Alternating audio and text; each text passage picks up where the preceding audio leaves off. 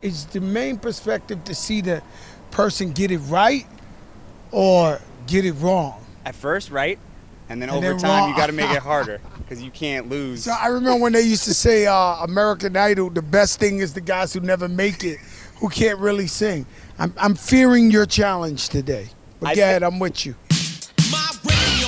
I like it. It's the best. It's the greatest. The GOAT. The reason that the term GOAT was created. Greatest of all time. LL Cool J. Tell me about LL Cool J. I need a radio inside my hand. Don't need to offend no you citizens. But I kick my volume way past that. And I mean, my story is rough. My neighborhood is tough. Yo! That's LL Cool J, man. He's my idol. It's the reason I rap. All right, so now you know how I choose the songs. Okay, but let's see. I know you're going to jam me up. You're going to throw like Cyndi Lauper in there or something. I'm watching you. You were a fan of LL. You listened to him growing up as a teenager and stuff, and then you got to work with him later. What was that like? That's like insane, one of the right? craziest part of my stories. You know, just being such a fan. I mean, when they used to play, they'd be like brand new, the radio be like brand new LL Cool J. I would stop the car in the highway, open the door. But you know how many people I argue with saying LL was the greatest? And then to actually work with him, and now we're actually really good friends. Our families are friends. That is one of the illest stories about my career and my life. $5, double or nothing.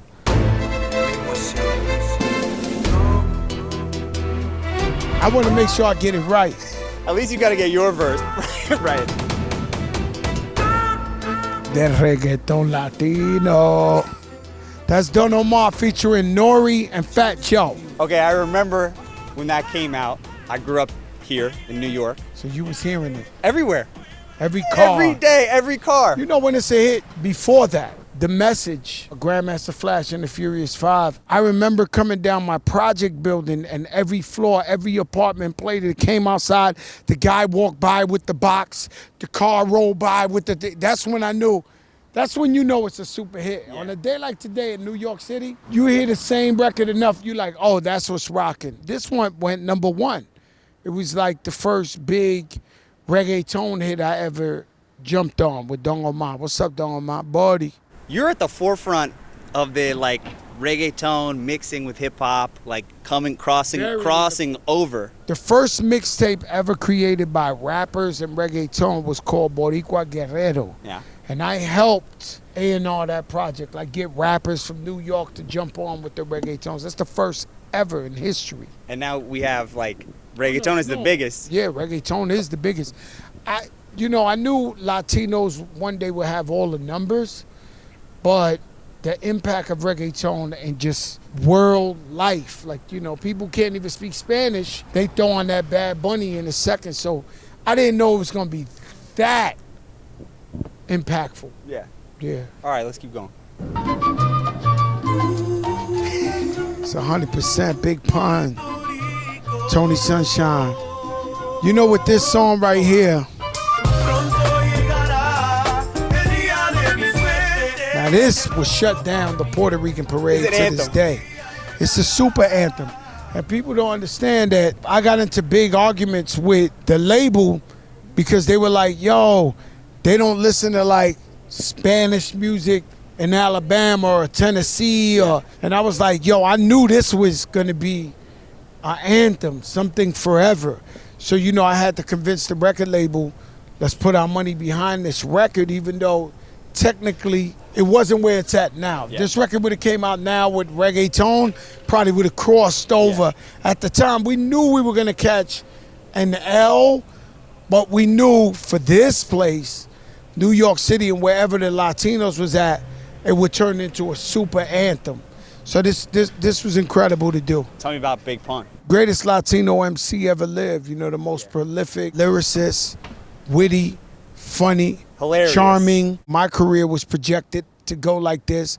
And when I met him, I had stopped everything on me and put it into him because I knew he was going to be the greatest of all time for the Latinos. So good. All right, 3 for 3.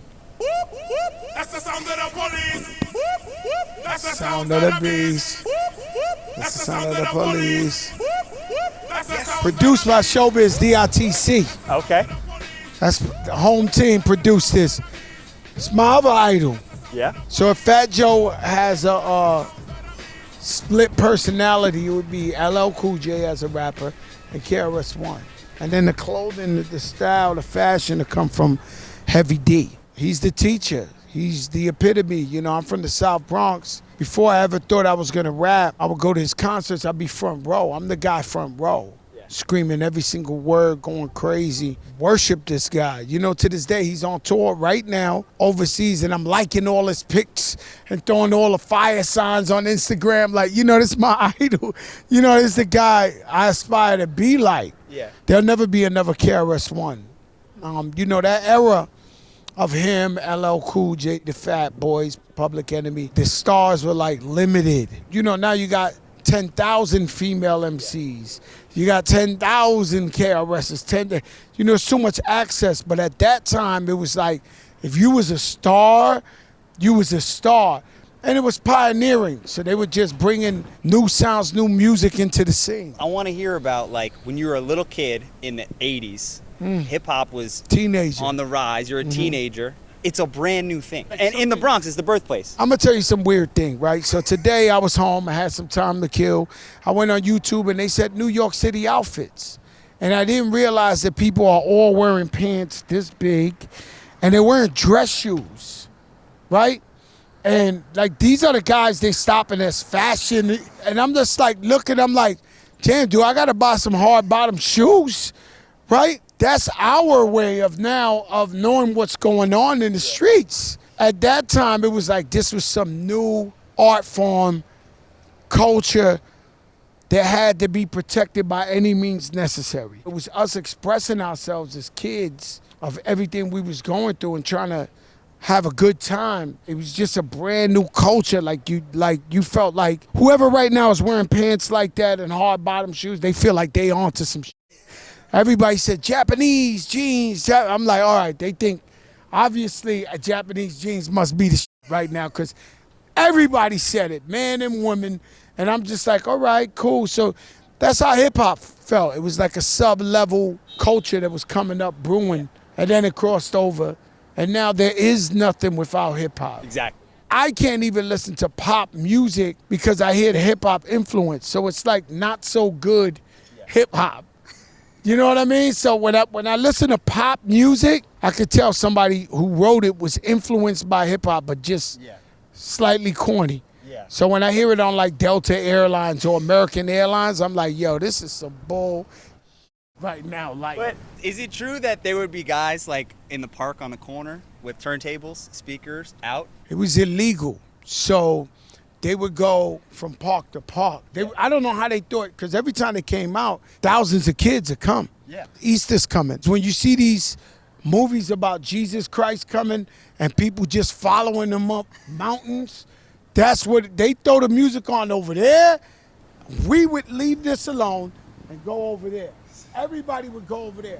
So every night, the cops would come and shut it down because hardworking Americans was across the street talking about there's 10,000 kids outside blasting music. So when they finally got too many complaints, they came, shut it down. So the next day, somebody thought they were doing something smarter and they would do it over here or over here. But it was the illest thing in the world. Yes, they would bring out the equipment, big giant speakers.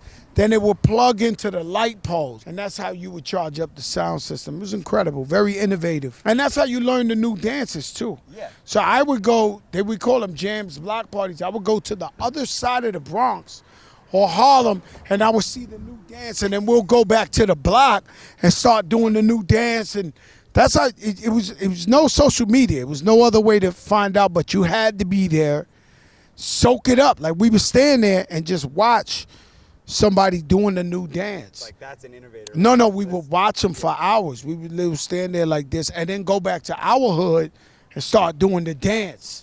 It's crazy. Going for 80. The frail shit. Cause when my come in, they gotta use the scale that they. Too easy this one, but I had to. This shuts down everything. This is one of the greatest hip hop records ever made. The house costs $1 million. Sitting on the beach. Beat. The only thing I know is this furnish, I'ma take it. My bathtub Lift up. Woo! And this kills any concert party. The minute you throw that on, it's like, it's over. I don't think we got an artist on that one. Styles P and Jadakiss.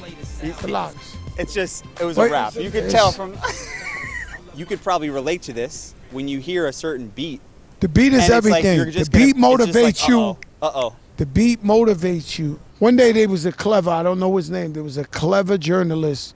I was on tour in Europe and he asked me a question. Well, those European guys. No. He was very clever because I hadn't thought of it like that. But when you hear a beat, when a producer produces a beat for you, it's almost like when you was a kid and you open one of them books where the trees pop out. Yeah. And that's what happens to you. When you hear the beat, it pops. The lyrics pop out to you and it says, rap about this, talk about this. God forbid what they heard, when this beat came on, they start talking that shit. Legendary. Play the Salmon. We on a yacht on our favorite islands. Whenever I go or I perform with the Locks, I wait for this one. And it'll never not, when that shit come on, and the whole crowd just, like, it's an automatic thing. Oh, we got to jump up and down now. What have I got, $80 of yours now? 80, you're going for one. It's a lot of fried chicken, a lot of fried chicken. Grandmaster Melle. We already talked about it. But this brings you back. Bass. Ooh, white lines, vision, dreams, and passion going through my mind. The more I see, the more I do. White lines, that was crazy. But you hear the shit they talking about? And the music was like futuristic. It's sad to say because they talk about cocaine, but this was like God music. When we heard this was like the world was changing. Yeah. Melle just took the gift, the art of storytelling to another level with the message, with this, with that. He was telling stories. It's so crazy. Somebody called me the other day and asked me about them, like a brand who was talking about doing business with them. Yeah. I said, bro, these guys are like U2 or Bono. Yeah. They're in the fucking Hall of Fame. Like, don't even talk to me like they're human beings. Like, that's fucking Rod Stewart. Like, to the hip hop, that's who they are. Yeah. They created this shit. The sound, the this, the that, know them, know nothing. That's how I view them. I'll tell you a funny story, but I don't know this to be true. Sometimes I say stories that sound so far-fetched, people will call me a cap, like I'm a liar. No, I'm keeping it real, but Melle, modern day, made a mistake of dissing Eminem, and then Eminem went at him. But then I posted a pic of Melle and I said, yo, this is my legend, this is my icon. Everything turned quiet. Everybody disappeared. I would love to believe that Marshall saw my shit and said, yo, Fat Joe's chill. Because M is my brother. He didn't go far, but people call you out to the yard, you got to come outside. There's just no way around it. So he had to respond. He knew that's a legend. And I told him, don't mess with Eminem. I told Melle, as much as I love him, I worship him, I was like, yo, don't mess with that kid. Don't mess with him. What was he listening to in the car? He was listening to Twins' Deep Cover. Here we go. Dead in the middle, little did we know that we middle to middlemen who didn't do diddly. Sheesh. You can't be stopped. Champagne wishes, a caviar dreams, wow. G-Rap and Nas. Yeah, okay, tell me about this. It was the turning of the tides. Yeah. Kool G Rap was considered the greatest lyricist in hip-hop. Big Pun got his style from Kool G Rap. Kool G Rap was the man lyrically. Nobody could step next to him. Nas had dropped Illmatic, which is probably the greatest hip-hop album of all time. And it was like a handing of the torch. Yeah. That's how I looked at it as an MC, as a hip-hop historian. But it was some just bolstering, mafioso, fly, talking a luxurious rap. Yeah. At its finest. But for me, I was like, wow, Nas and G-Rap together, it was incredible. It was historical. People weren't really doing it like him. Like G-Rap? Like G-Rap, right? They like take every word. He was an innovator. There's no question. He was the best at the time. And then Nas became the new best guy, and they connected together on a Queens thing. It was legendary. Legendary to this day. Double or Nothing? Let's go. I don't really actually believe this guy's giving me this money.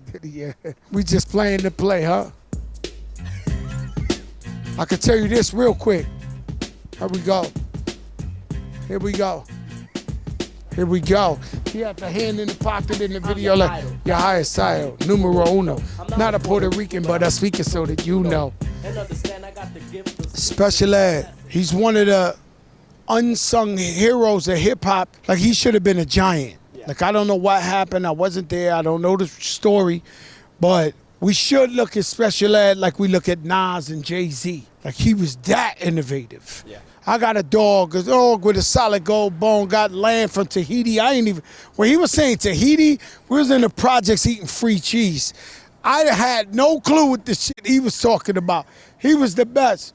The first time I ever heard this song was the first time I ever got locked up and spent the night in jail. They came on, and everybody who was in the jail cells were looking at each other like, oh my God, this is some new we never heard before. This record is incredible, and you in jail talking about, I got it made. I got it made. That was crazy. First time I heard this was when I went to jail. No, it's a fact. It's the first night I ever spent in jail. I was a kid, maybe 14. We was just all looking at each other like, oh my God, this is amazing. You got 640. Yeah, you're going to throw something. It's double or nothing. Okay. So we're going for $1,280. Coming straight from the sewer. I begin to be the rough slinger. This is Daz Effects. They created a whole new style too. You know, one of my favorite things ever, they got a song where they go, oh, in case you didn't know, the flow's fat like Joe. Oh, my God. When they did that, I was in every club. I could not believe they shouted me out on a record. Yo, that shit was like crazy. Like, I couldn't believe it. They came out the sewer.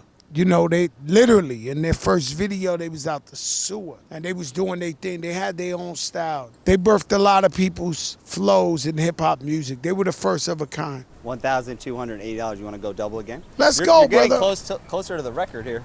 Yes? Yeah.